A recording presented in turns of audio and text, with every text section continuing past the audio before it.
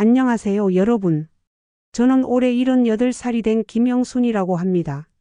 오늘 여러분께 제 이야기를 들려드리려고 해요. 참, 이런 이야기를 남한테 한다는 게 쉬운 일은 아니지만 요즘 젊은 분들이나 저 같은 나이 든 사람들이나 다들 비슷한 고민을 하고 계실 것 같아서 용기를 내어 봅니다. 제가 살아온 세월이 78년인데 그 중에서도 가장 당황스럽고 어떻게 말해야 할까요? 서운하면서도 한편으로는 기쁘기도 한 그런 복잡한 감정을 느꼈던 일이 있어요. 바로 제 아들 상준이 이야기예요. 여러분 자식 키워보신 분들은 아시겠지만 특히 아들을 키운 어머니들은 공감하실 거예요. 아들이라는 게 참 딸과는 다르잖아요. 딸은 엄마랑 수다도 떨고 속마음도 터놓고 하는데 아들은 그렇지가 않아요. 특히 제 아들 상준이는 더더욱 그랬어요. 상준이 아버지 제 남편 말이에요. 이 양반이 참 전형적인 옛날 사람이었어요. 집에서는 한마디도 안 하고 밖에서 일만 하고 들어와서는 신문 보고 텔레비전 보고 가족들과 대화라는 걸 거의 안 했어요. 그래도 그 시대 남자들이 다 그랬으니까 저도 그러려니 하고 살았죠. 상준이가 어렸을 때부터 이야기해 드릴 겸 이 아이가 정말 아버지를 쏙 빼닮았어요. 외모도 그렇고 성격도 그렇고요. 어렸을 때부터 말이 별로 없었어요. 다른 집 아이들은 학교에서 있었던 일이며 친구들 이야기며 재미있는 일이 있으면 엄마한테 다 이야기하잖아요. 그런데 상준이는 그런 게 없었어요. 상준아, 오늘 학교에서 뭐 했니? 그냥요. 친구들이랑 재미있게 놀았니? 네. 이게 전부였어요. 더 물어보면 귀찮아하는 기색이 역력했죠. 처음엔 저도 섭섭했어요. 다른 집 엄마들이 우리 애는 학교에서 있었던 일을 하나도 빠뜨리지 않고 다 이야기해 준다고 하면 저는 속으로 부러워했거든요. 특히 중학교, 고등학교 때는 더 심했어요. 사춘기라 그런가 싶기도 했지만 정말 방에만 있고 밥 먹을 때만 나와서 조용히 먹고 다시 들어가고 아버지랑도 대화가 없었어요. 아버지도 워낙 말이 없는 사람이라 둘이 밥상에 마주 앉아 있어도 조용하기만 했죠. 저는 그래도 상준이가 공부를 열심히 하니까 성적도 나쁘지 않으니까 다행이라고 생각했어요. 말이 없어도 속으로는 깊이 생각하는 아이구나. 아버지를 닮아서 과묵한 거구나 하고 말이에요. 대학교 들어가서도 마찬가지였어요. 집에서 통학했는데 학교 생활이 어떤지, 친구들은 사귀었는지, 연애는 하는 건지 이런 걸 전혀 알 수가 없었어요. 가끔 친구들이 집에 오기도 했는데 그때도 상준이는 저한테 친구들 소개를 제대로 안 했어요. 엄마 친구들이에요. 이게 끝이었죠. 친구들이 인사를 하면 저도 인사를 받고 뭐 좀 내오라고 하면 과일이며 음료수며 갖다 주고. 그런데 그 친구들이 어떤 애들인지, 어디 사는지, 뭘 전공하는지 이런 건 전혀 모르겠더라고요. 그래도 저는 내 아들이 원래 이런 성격이구나 하고 받아들였어요. 워낙 아버지를 닮아서 말수가 적은 거라고 생각했거든요. 사실 섭섭하긴 했어요. 다른 집 아들들은 엄마랑 친구처럼 지내는데 우리 상준이는 왜 이렇게 저를 멀리할까 싶기도 했고요. 그런데 또 한편으로는 상준이가 나쁜 길로 빠지지도 않고 술, 담배도 안 하고 공부도 열심히 하니까 다행이라고 생각했어요. 요즘 젊은 애들이 말썽 부리는 걸 보면 우리 상준이는 그래도 속 안 썩이는 아들이라고 말이에요. 군대도 잘 다녀왔어요. 군대에서 편지를 몇 번 보내왔는데 그것도 정말 간단했어요. 잘 있습니다. 걱정 마세요. 건강하게 잘 지내겠습니다. 이런 식으로요. 면회를 갔을 때도 마찬가지였어요. 다른 집 아들들은 엄마한테 군대 생활이 어떻고 힘든 일이 뭐가 있고 이런저런 이야기를 하는데 상준이는 잘 지내고 있어요. 걱정하지 마세요. 이게 전부였어요. 전역하고 나서 취업 준비할 때도 마찬가지였어요. 어떤 회사에 지원하는지, 면접은 언제 보는지 이런 걸 저한테 말을 안 해요. 그래서 제가 물어보면 아직 정해진 게 없어요. 이러고 나중에 취업이 됐다고 하면 회사 구했어요. 이게 끝이에요. 어떤 회사인지, 어떤 일을 하는지, 월급은 얼마나 받는지 이런 걸 자세히 알려주지 않았어요. 제가 궁금해서 자꾸 물어보면 귀찮아하는 기색을 보였죠. 그래서 저도 나중에는 아예 묻지 않게 됐어요. 상준이가 29살이 되던 해였나요? 갑자기 저한테 이런 말을 했어요. 엄마 소개받을 사람이 있는데요. 저는 깜짝 놀랐어요. 상준이가 연애를 하는지도 몰랐거든요. 그래서 물어봤죠. 상준아, 너 여자친구 있었니? 아니요. 회사 선배가 소개해 준다고 해서요. 아, 소개팅이구나 싶었어요. 그래서 어떤 분인지 물어봤더니 역시나 자세한 이야기는 안 해주더라고요. 나이가 어떻게 되는지, 어떤 일을 하는지, 어디 사는지. 이런 기본적인 것만 대충 알려주고 끝이었어요. 그래도 한번 만나보라고 해서 만나보기로 했어요. 이게 전부였어요. 저는 속으로 걱정이 됐어요. 상준이가 워낙 말이 없으니까 소개팅에서 제대로 대화를 할 수 있을까 싶어서요. 다른 집 아들들은 재미있게 이야기도 하고 유머도 있고 그런데 우리 상준이는 그런 게 없잖아요. 그래서 상준이한테 조심스럽게 이야기했어요. 상준아, 여자분이랑 만날 때는 말을 좀 많이 해야 돼. 너무 조용하면 상대방이 지루해할 수도 있어. 그랬더니 상준이가 대답했어요. 알아요. 그냥 자연스럽게 하면 돼요. 자연스럽게 하면 된다고 하는데 상준이의 자연스러운 모습이라는 게 워낙 조용하니까 저는 걱정이 됐어요. 그래도 뭐라고 더 말하기도 그렇고 그냥 잘 되기를 바라는 마음으로 보냈죠. 그런데 신기하게도 몇 번 만났나 봐요. 상준이가 또 만나기로 했어요. 라고 하더라고요. 저는 신기했어요. 상준이가 그렇게 말이 없는데도 여자분이 만나자고 하다니 참 신기한 일이라고 생각했어요. 그렇게 몇 달 지나고 나서 상준이가 말했어요. 엄마 결혼하기로 했어요. 저는 깜짝 놀랐어요. 그렇게 빨리 결혼까지 결정될 줄은 몰랐거든요.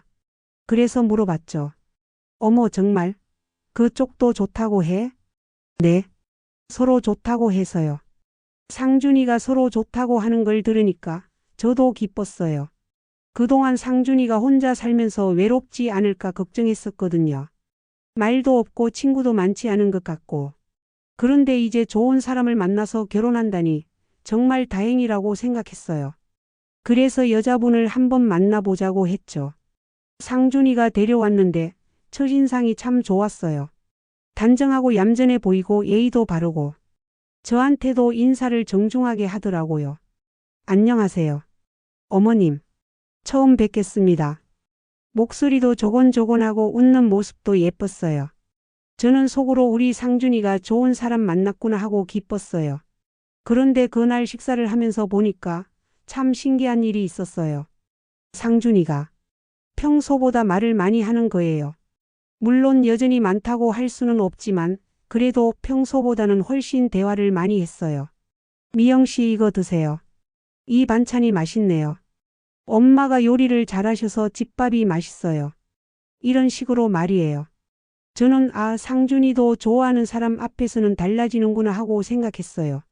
그래도 원래 성격이 과묵하니까 결혼해서도 크게 달라지지는 않겠지만 그래도 좋아하는 사람이니까 조금은 다르겠구나 싶었어요.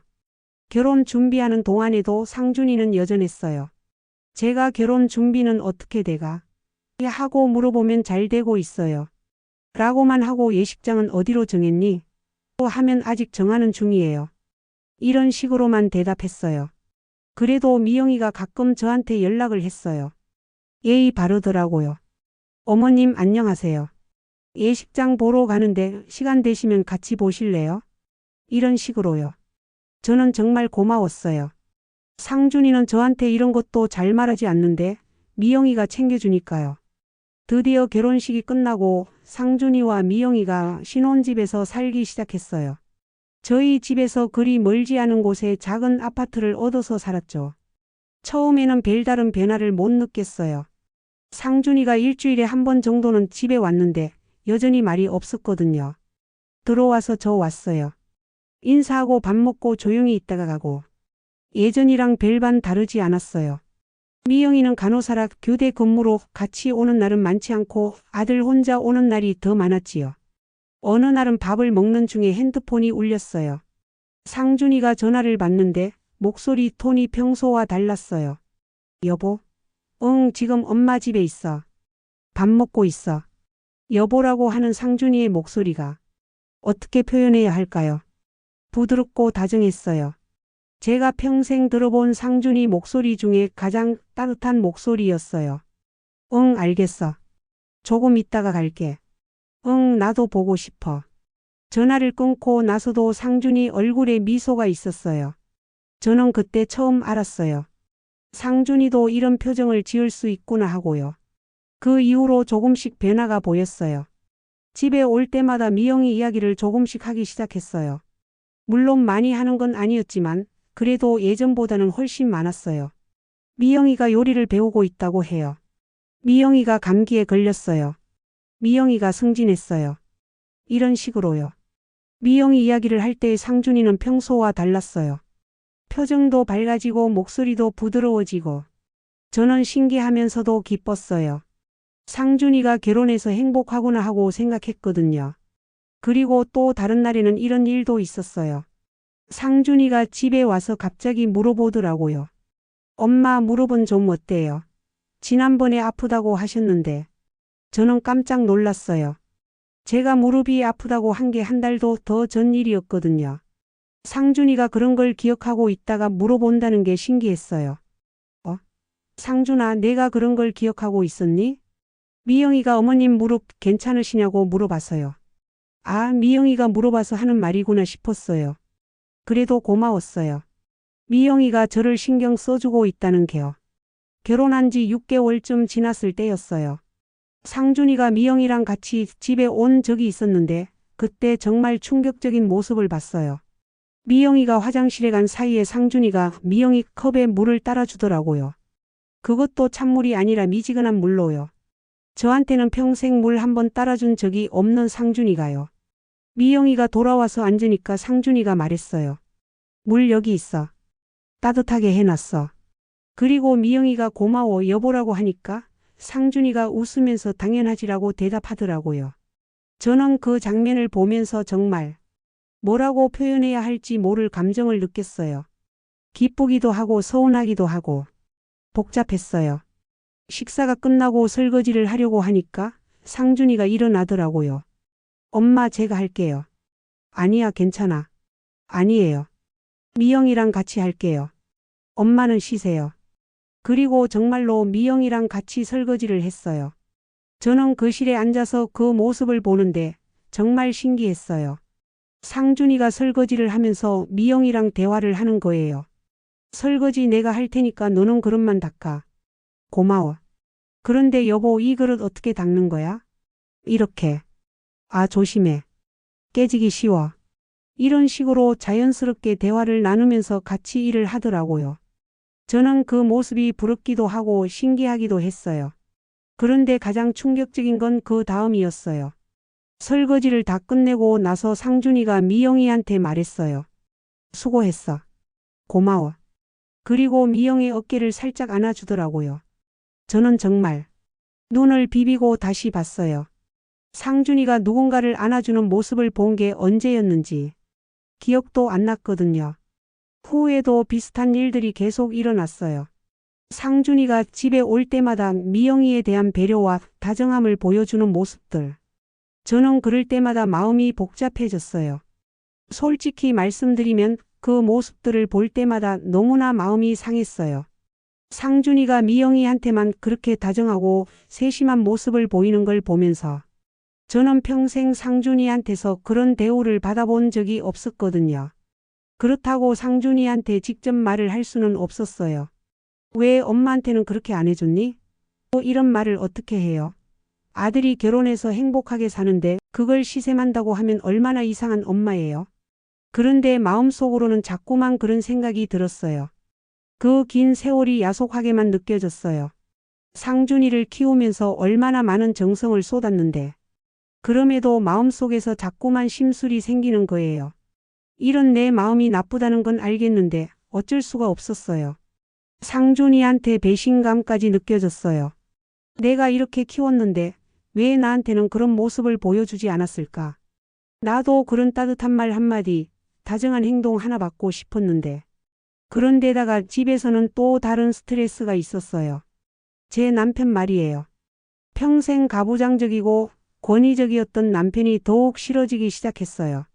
저한테 늘 큰 소리치고 명령조로 말하는 남편이 정말 싫었어요. 밥 줘. 옷 어디 뒀어? 리모컨 가져와. 이런 식으로 저를 부리기만 하는 남편을 보면서 상준이가 미영이한테 하는 다정한 말들이 더욱 대비되어 보였어요. 같은 남자인데 왜 이렇게 다를까? 왜 상준이는 아버지를 닮아서 저한테는 무뚝뚝하면서 아내한테만 다정할까? 매일매일이 불만족스럽고 화가 나기 시작했어요. 남편이 밥 달라고 하는 소리만 들어도 짜증이 났어요. 아들이 며느리와 밥을 먹으러 온다고 해도 화가 나곤 했어요. 또 와서 미영이한테만 잘해주겠지. 나한테는 인사만 하고 끝이겠지. 이런 생각이 자꾸 들었어요. 그러다 보니까 정말 부끄러운 일이지만 알 수 없는 화풀이의 대상이 자꾸 며느리가 되는 거예요. 미영이는 아무 잘못이 없는데 제가 상준이한테 받지 못한 사랑에 대한 서운함을 미영이한테 풀게 된 거죠. 미영이가 작은 실수라도 하면 화를 내고 소리를 지르게 됐어요. 예를 들어서 미영이가 설거지를 하다가 그릇을 좀 소리나게 부딪히기라도 하면 아이고 조심해서 해. 그릇이 깨지면 어떡해. 이런 식으로 필요 이상으로 화를 냈어요. 또 어떤 때는 미영이가 음식을 남기기라도 하면 요즘 젊은 애들은 음식도 함부로 버리고 우리 때는 쌀 한 톨도 아까워했는데 이렇게 잔소리를 했어요. 미영이가 늦게 와서 죄송해요. 병원 일이 늦게 끝나서요. 라고 하면 병원 일이 그렇게 바쁘면 집에는 왜 와? 상준이만 혼자 보내면 되잖아. 이런 말까지 했어요. 지금 생각해보면 정말 말이 안 되는 소리였어요. 미영이가 무슨 잘못을 했다고. 그런데 그때는 제가 너무 화가 나 있어서 그런 걸 못 느꼈어요. 미영이는 그럴 때마다 죄송해요, 어머님. 제가 조심할게요. 라고 하면서 참았어요. 지금 생각해보면 그 착한 아이가 얼마나 속상했을까. 정말 미안해요. 그런 일이 몇 번 있었는데 어느 날 상준이가 혼자서 집으로 왔어요. 평소와 달리 표정이 굳어 있었어요. 엄마 할 말이 있어요. 상준이가 그렇게 진지하게 말하는 걸 처음 봤어요. 무슨 일인가 싶어서 왜? 무슨 일이야? 라고 물어봤죠. 그런데 상준이가 한 말이 앞으로는 집에 안 오겠어요. 저는 깜짝 놀랐어요. 왜? 갑자기 왜 그래? 상준이가 대답했어요. 미영이가 스트레스를 많이 받고 있어요. 엄마가 자꾸 화내시고 잔소리하셔서 미영이가 이 집에 오는 걸 무서워해요. 그리고 더 충격적인 말을 했어요. 미영이가 얼마 전에 유산을 했어요. 스트레스 때문이었어요. 그 말을 들었을 때 정말 머리가 하얘졌어요. 유산이라니. 제가 모르는 사이에 미영이가 아이를 가졌었고 그 아이를 잃었다는 거잖아요. 그것도 저 때문에. 그제서야 정신이 번쩍 들었어요. 내가 무슨 짓을 한 거야. 아무 죄도 없는 아이를 내가 미워했구나. 제 감정 때문에 무고한 사람을 괴롭혔구나. 상준이가 말을 이었어요. 엄마, 저는 미영이를 지켜야 해요. 미영이가 힘들어하는 걸 보고만 있을 수는 없어요. 그때서야 깨달았어요. 배신감이라는 건 나의 감정이지. 그걸 미영이에게 풀려고 했던 건 완전히 잘못된 거구나. 상준이가 저한테 표현을 잘 못한다고 해서 그게 미영이 잘못은 아니잖아요. 상준이가 집을 나간 후에 혼자 앉아서 많은 생각을 했어요. 정말 후회가 됐어요. 미영이가 얼마나 착한 아이인데. 저한테도 항상 정중하게 대해주고 예의 바르게 해주었는데. 제가 왜 그 아이를 미워했을까요? 며칠을 고민했어요. 미영이한테 미안하다는 말을 하고 싶었지만 자존심이 많이 상하는 일이었어요. 70 몇 살 된 시어머니가 젊은 며느리한테 사과를 한다는 게 쉬운 일은 아니었어요. 그런데 잘못은 잘못이잖아요. 제가 한 일이 잘못된 거니까 사과를 해야겠다고 생각했어요. 직접 만나서 말하기는 어려워서 카톡으로 장문의 글을 보냈어요. 미영아, 내가 정말 미안하다. 그동안 너한테 화내고 잔소리한 게 다 내 잘못이었어. 내가 무슨 잘못을 했다고. 내가 좀 서운해서 그런 거였는데 그걸 너한테 풀었구나. 정말 미안해. 특히 아기까지. 나 때문에 그런 일이 생겼다니 정말 미안하다. 용서해 주지 않아도 되니까 그냥 내 마음만 알아주면 좋겠다. 이런 내용으로 길게 썼어요. 며칠 후에 미영이한테서 답장이 왔어요. 어머님 괜찮아요. 저도 어머님 마음 이해해요. 상준이 오빠가 표현을 잘 못해서 어머님이 서운하셨을 거예요. 저도 처음에는 서운했거든요. 그런데 시간이 지나니까 오빠만의 표현 방식이 있다는 걸 알게 됐어요. 어머님도 분명히 오빠가 사랑한다는 걸 느끼실 거예요. 그리고 며칠 후에 상준이와 미영이가 함께 집에 왔어요. 미영이가 저한테 말했어요. 어머님 앞으로 잘 지내요. 저도 많이 배워야 할 게 많으니까 가르쳐 주세요. 정말 착한 아이예요. 제가 그렇게 괴롭혔는데도 원망하지 않고. 그 일이 벌써 3년 전의 일이에요. 이제는 정말 행복한 시간을 보내고 있어요. 미영이가 다시 임신을 해서 작년에 손녀를 낳았어요. 이제 갓 돌이 지난 손녀는 정말 사랑 덩어리예요. 저를 보면 한미라고 부르면서 달려와요. 정말 이보다 더 행복할 수가 없어요. 그리고 신기한 건 손녀가 생기고 나서 상준이가 조금씩 변했어요. 저한테도 예전보다는 말을 많이 해요. 엄마 아이 때문에 힘드시면 말씀하세요. 엄마도 건강 챙기셔야 해요. 손녀가 할머니 필요해요. 이런 말들을 해줘요. 많지는 않지만 그래도 예전보다는 훨씬 나아졌어요. 그리고 미영이는 정말 고마운 며느리예요. 제가 손녀를 돌봐주는 걸 너무 고마워해요. 가끔은 어머님 너무 고생시켜드려서 죄송해요. 라고 해요. 그럼 제가 무슨 소리야? 내 손녀인데 당연하지. 라고 대답해요. 지금 생각해보면 제가 너무 어리석었어요. 상준이가 저를 사랑하지 않는 게 아니었어요. 다만 표현을 잘 못할 뿐이었죠. 그리고 미영이를 통해서 상준이가 어떤 사람인지 더 잘 알게 됐어요. 상준이는 따뜻한 마음을 가진 아이예요. 다만 그걸 표현하는 방법을 몰랐을 뿐이에요. 그리고 미영이가 그런 상준이의 마음을 끌어내 준 거죠. 이제는 일주일에 2번씩 상준이네 가족이 집에 와요. 손녀가 저를 너무 따라서 미영이가 할머니한테 가자고 하면 너무 좋아해요. 그리고 요즘은 상준이가 가끔 이런 말도 해줘요. 엄마 그동안 고생 많으셨어요. 이제 행복하게 지내세요. 짧은 말이지만 제게는 정말 큰 위로가 돼요. 여러분, 저처럼 어리석은 실수는 하지 마세요. 자식이 표현을 잘 못한다고 해서 사랑하지 않는 건 아니에요. 그리고 그 서운함을 엉뚱한 사람한테 풀면 안 돼요. 저는 정말 운이 좋아서 미영이가 용서해줬지만 자칫하면 가족이 다 깨질 뻔했어요. 지금은 정말 행복해요. 상준이도 미영이도 그리고 사랑스러운 손녀까지. 제 인생에서 가장 행복한 시간을 보내고 있어요. 긴 이야기 들어주셔서 고맙습니다. 혹시 저와 비슷한 고민을 하고 계신 분들이 있다면 조금이라도 도움이 됐으면 좋겠어요.